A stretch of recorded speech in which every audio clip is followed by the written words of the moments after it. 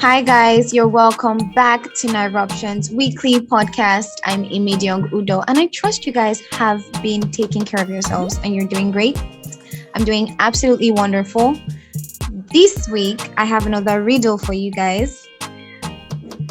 It goes, what is deaf, dumb, and blind, but always tells the truth? What is deaf, dumb, and blind, but always tells the truth? And just in our other news segments, we're going to reveal the answer at the end of today's episode. Real quick, how do we gather our news? Our news is gathered very randomly without any particular focus on any topic. It could be political, business, technological, or cultural. We just throw ourselves out there and try to find out what is happening. We gather news this way because we want to be as open to as many sources as possible and still be as balanced as possible. We read the stories directly from our sources so that their points of view are not changed. Our methodology is not perfect, and if you think we can improve this, do let us know. For the meantime, we hope you enjoy today's episode. Ladies and gentlemen, this is the first news headline. Peter Obi quits PDP days before presidential primaries. Source of this news is the Guardian newspapers. Former Anambra State Governor Peter Obi has resigned his membership of the People's Democratic Party, PDP. Obi dumped the PDP days before the presidential primary elections of the party. He was one of the leading presidential aspirants of the PDP alongside former Vice President Atiku Abubakar, former Senate President Bukola Saraki, Rivers State Governor Nyesom Wike, and Sokoto State Governor Aminu Tambuwal. Director General Peter Obi campaign organization Doyin Okukwe insisted that the former Anambra State Governor will be on the ballot for the 2023 presidential elections. Up next, AutoCheck expands to North Africa, and we got this from Tech Cabal. Nigerian automotive technology startup AutoCheck has acquired Kifal Auto, a Moroccan automotive technology startup, to drive its expansion into North Africa. This acquisition comes 7 months after the AutoCheck's acquisition of Cheki in Kenya and Uganda, and 20 months after its acquisition, of Cheki in Nigeria. With the acquisition, AutoCheck wants to tap into the budding automotive industry in Morocco, which was valued at $4 billion in 2021 and is expected to reach $5.5 billion by 2027. In 2021, car sales in Morocco exceeded 160,000 units, creating more than 220,000 direct jobs. The industry is also expected to contribute as much as 24% to the Moroccan GDP by 2022. Meanwhile, Nigeria, Czech Republic flag off $16.2 million bilateral co-funding research development project. The source of this news is Nigerian Investment Promotion Commission, NIPC. The Czech Republic has allocated $10.5 million in research funding to foster the growth and expansion of infrastructure, manufacturing, and innovation in Nigeria.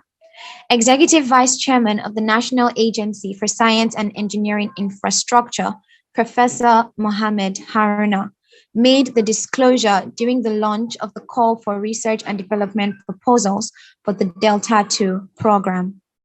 The project is a brainchild of the Presidential Implementation Committee on Technology, Transfer and Information Exchange between Nigeria and the Czech Republic, inaugurated by President Muhammadu Buhari last year. According to Haruna, besides the $10.5 million funding donated by the Technology Agency of the Czech Republic, the federal government would supplement the fund with $5.7 million. Up next, FEC approves 169 billion naira private sector investment for road infrastructure. We got this from the Nigerian Investment Promotion Commission, NIPC. The Federal Executive Council has approved 169 billion naira in private sector investments for road infrastructure through the government's tax credit program. The Council gave approval on Wednesday, the 18th of May, in a meeting presided over by President Muhammadu Buhari in Abuja. Babatunde Fashola, Minister of Works and Housing, said the program was initiated in 2019 through Executive Order Number 7, signed by the President. He said the executive order allowed the private sector to finance public infrastructure in lieu of tax and then offset it over time using tax credits. Fashola further explained that the first project the council approved based on the policy was the 234-kilometer road from Bali to Sheti through Gashaka to Gembu in Taraba State at the sum of 95,232,477,010 naira. He disclosed that the existing 20 billion naira under the Nigerian National Petroleum Corporation (NNPC) tax credit scheme would be used to kickstart the project immediately. Up next, also from NIPC, the government okays 375 billion naira export grant. The federal government has approved disbursement of 375 billion naira as an export expansion grant (EEG) for Nigerian exporters. Chief Executive Officer, Nigeria Export Promotion Council (NEPC), Dr. Ezra Yakusak, said this during the Export for Survival walk in Abuja. He explained that the grant is aimed at boosting the capacity of exporters in the country. According to him, NEPC has started to reap from sensitization programs targeted at improving the country's export. There has been an increase in the number of people who come to register as an exporter with the council. In fact, there is an influx of people coming to register, so we are getting the desired results from our sensitization programs, Yakusak said. Meanwhile, Dangote shops for $750 million in push to complete refinery. The source is Business Day. Africa's richest man, Aliko Dangote, is in talks with financial institutions to raise additional funds for his mega oil refinery project that is nearing completion, according to Business Day's findings. The expectation of the government and many Nigerians is that the world's biggest single train refinery being built in Lagos will help in bringing an end to the country's dependence on importation for its fuel needs. At least $1.1 billion is required to complete the facility, according to Fitch Ratings, a global credit rating agency. The refinery project was initially scheduled for completion in 2019, but fund-related complications and the COVID-19 pandemic threw a spanner in the works, and the completion period was pushed forward to 2023. A company overview by Fitch Ratings revealed Dangote planned to raise $750 million from the Nigerian bond market, with Dangote Oil Refining Company Limited and Dangote Fertilizer Limited, Dangote Industries Limited subsidiaries to be used as co-obligors under the proposed scheme.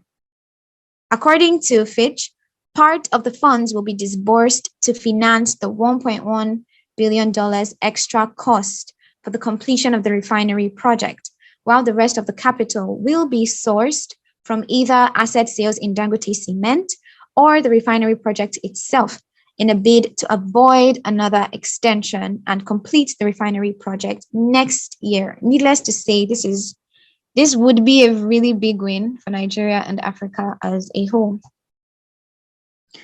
Up next, NBA to build 1,000 basketball courts targets Nigerian talent. Well, this is good news.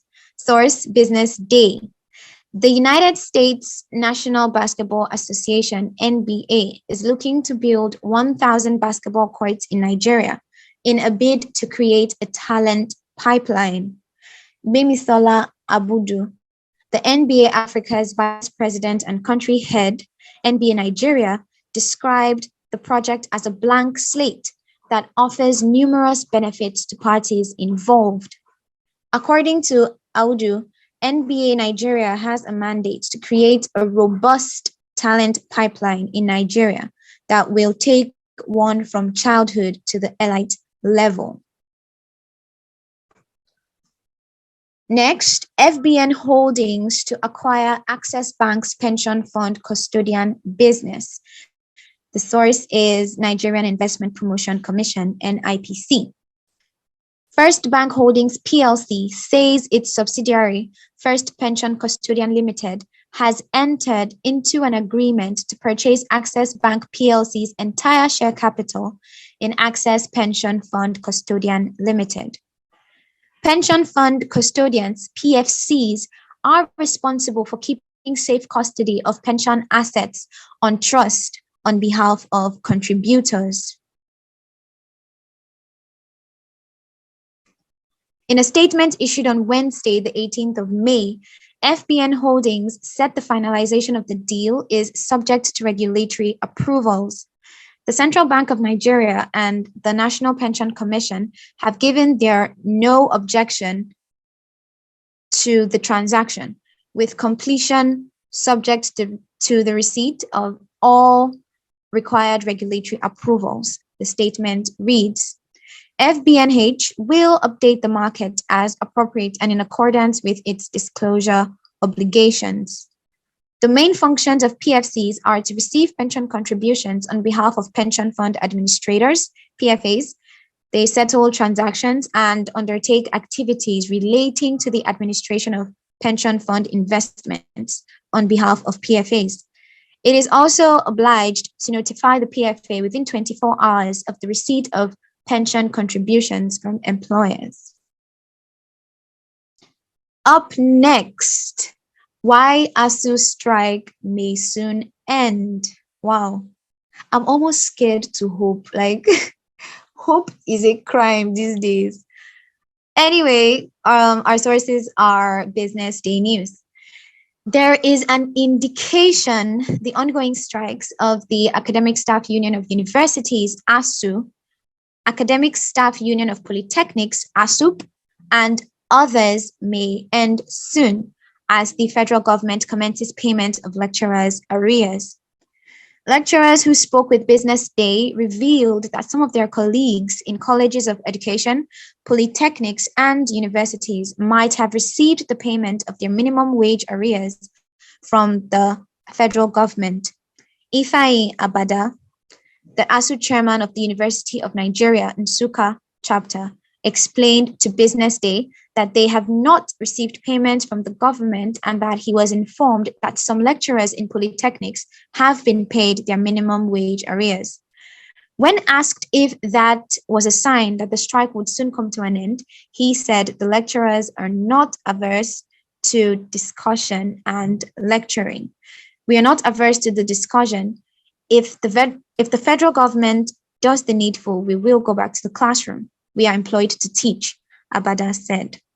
Similarly, Stanley Boro, a lecturer in the Federal University, Otoke, in Bayelsa State, said they are yet to get any payment from the government in that regard. However, he acknowledged being aware that some lecturers in colleges of education have started receiving minimum wage arrears.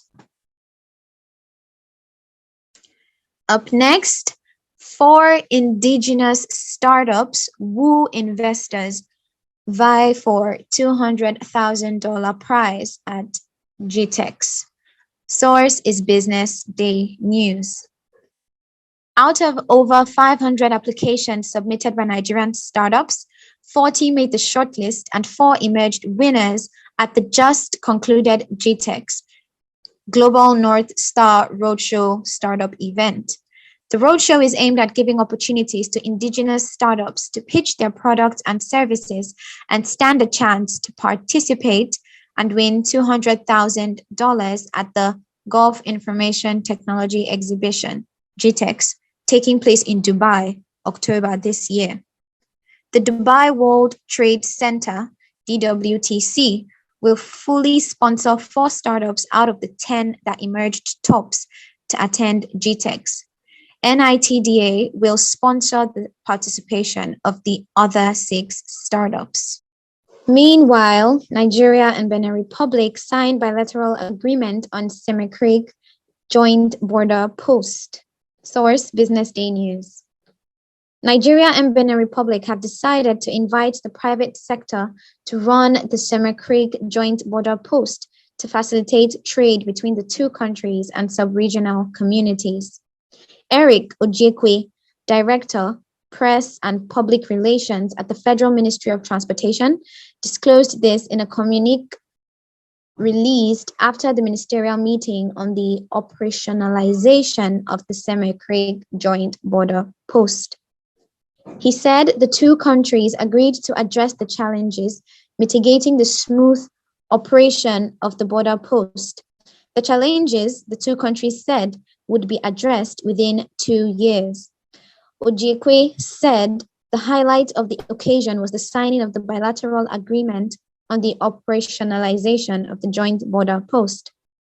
Gbemisola Saraki, Minister of State for Transportation, signed on behalf of the Nigerian government, while Romuald Wadagni, Benin Republic's Minister of Economy and Finance, signed on behalf of his country. In October 2018, the joint border post was inaugurated by the president of both countries. Up next, from TechPoint Africa, CBN wants to share your data. CBN wants to share your data.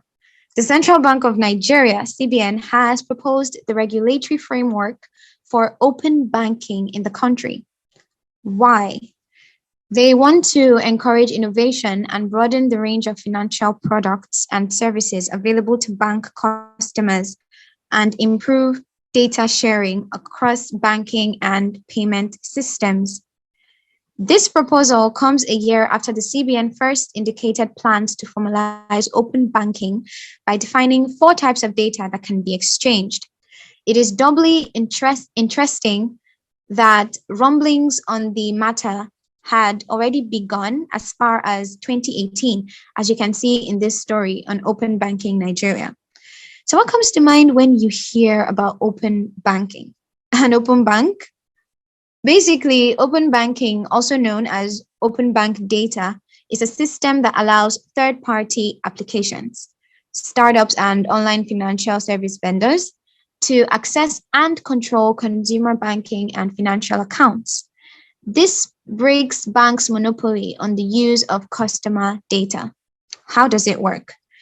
Because open banking relies on networks rather than centralization, customers are typically required to provide consent to allow the bank to grant such access.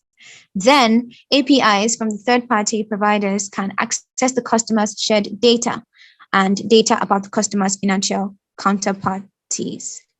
Meanwhile, the CBN stated that participants in open banking shall adhere strictly to security standards when accessing and storing data, and shall be subject to minimum privacy standards, operational standards, risk management standards, and customer experience standards as prescribed by the bank.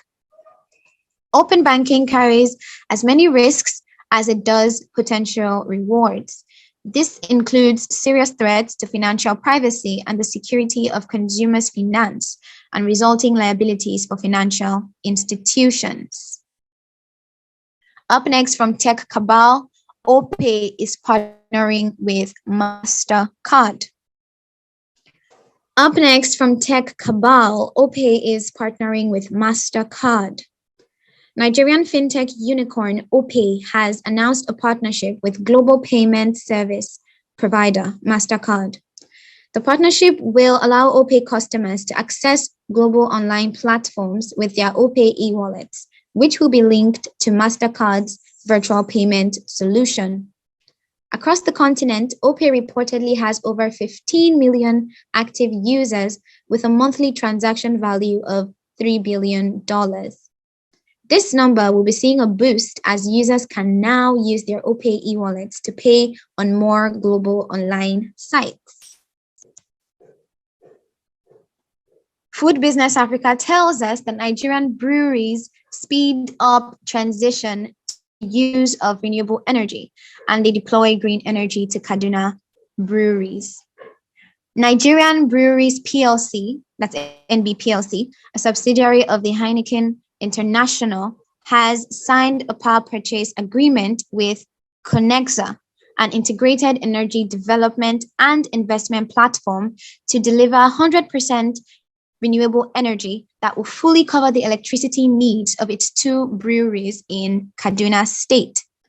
The decision, according to the firm, is in line with its business strategy and, quote and unquote, brew a better world sustainability agenda. To this end, the supply of clean, renewable energy to its Kakuri and Kudenda breweries will take the company one step closer in its quest to becoming carbon neutral in future. Under the terms of the 10-year agreement, Nigerian Breweries PLC has outsourced the power supply for its critical loads of its breweries, converting from fossil fuels into a full-service renewable energy solution using hydropower sources, reports The Guardian, Nigeria. The managing director of Nigerian Breweries PLC, Hans Esaidi, described the agreement as another significant milestone for NBPLC, which I completely agree with. Up next from Business Day, Nigeria's economy expands 3.11% in the first quarter of 2022. Nigeria's gross domestic product, GDP, grew by 3.11% year-on-year in real terms in the first quarter of 2022, despite a sharp contraction in the oil sector. The oil sector contracted by 26.04% year-on-year in the first quarter of 2022, indicating a decrease of 23.83% points relative to the rate recorded in the corresponding quarter of 2021. The non-oil sector, however, grew 6.08%, the National Bureau of Statistics said on Monday. The first quarter number marks the sixth consecutive quarter of growth since the recession witnessed in 2020. Up next, we have the profile of vulnerable Nigerians eligible for coverage under the NHIS Act from Business Day News. A safety net has been created under the newly approved National Health Insurance Act for Nigeria's most vulnerable group to offset the cost of healthcare with special provisions from government at different levels. President Muhammadu Buhari's government seeks to provide coverage for at least 83 million poor Nigerians. The number of poor Nigerians is projected by the World Bank to hit 95.1 million in 2022. According to the Nigerian Health Insurance Scheme, physically and mentally challenged persons, prison inmates, convicts awaiting trial, offending minors, children under 5 years, pregnant women, and the aged will be covered as a vulnerable group. A physically challenged person's social health insurance program has been designed to provide healthcare services to those whose physical status cannot engage in any meaningful economic activity. Also, the Children Under 5 Social Health Insurance Program will cover the health needs of children under the age of 5 years across the country who are considered vulnerable. Children, especially those whose parents are participating in community-based social health insurance program, will qualify. The The federal, state, and local governments, development partners, and civil society organizations are expected to make contributions in advance to the Vulnerable Group Fund. However, analysts are skeptical that the government will be able to enforce the new law, having failed to honor the National Health Act, which requires that 15% of the national budget is dedicated to the health sector. For several years, Nigeria has struggled to meet half of that percentage. Up next, from Business Day Africa, analysts see CBN holding rates ahead of crunch meeting. Ahead of the Monetary Policy Committee MPC meeting starting on Monday, analysts have said the Central Bank of Nigeria, CBN, will keep interest rates unchanged despite growing pressure brought on by the tightening of monetary policy by global central banks. At its last meeting in March 2022, the MPC decided by a majority vote to retain the monetary policy rate, MPR, at 11.5%, the asymmetric corridor of plus 100 minus 700 basis points around the MPR, the cash reserve ratio at 27.5%, and the liquidity ratio at 30%. All the analysts polled by Business Day expect the MPC to hold the benchmark interest rate following an uptick in the inflation rate, fragile growth, and other weak macroeconomic indicators. So this brings us to the end of the Nigerian news segment. Real quick, I'm going to reveal the answer to the riddle I asked at the beginning. The riddle was, what is deaf, dumb, and blind but always tells the truth? The answer is a mirror. A mirror can't hear, it can't speak, and it can't see, but it will always tell you the truth. Sometimes, can't you just help me feel better? But it always tells you the truth. Thank you guys for listening. I'm Imidiong Udo, and I will see you beautiful people next week.